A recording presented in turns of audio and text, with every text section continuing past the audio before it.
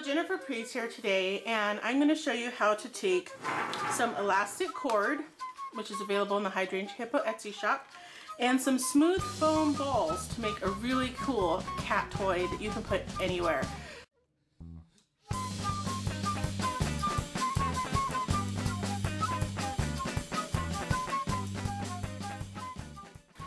The first thing I want to do is paint my Smoothfoam balls with some bright colors so that I can make them more fun. So I'm going to use this other mat that's my painting mat to get that done.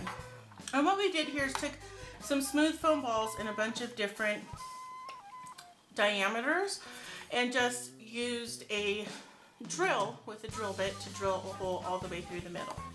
So that's how we're going to get our cord through there. And what's nice about Smoothfoam is it's a totally smooth, paintable surface, so it's really easy to use.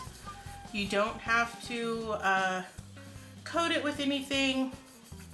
It's paintable, inkable, stampable, everything that you could want to do to it. Because I'm going to use the end of a paintbrush to hold this so that I can paint it.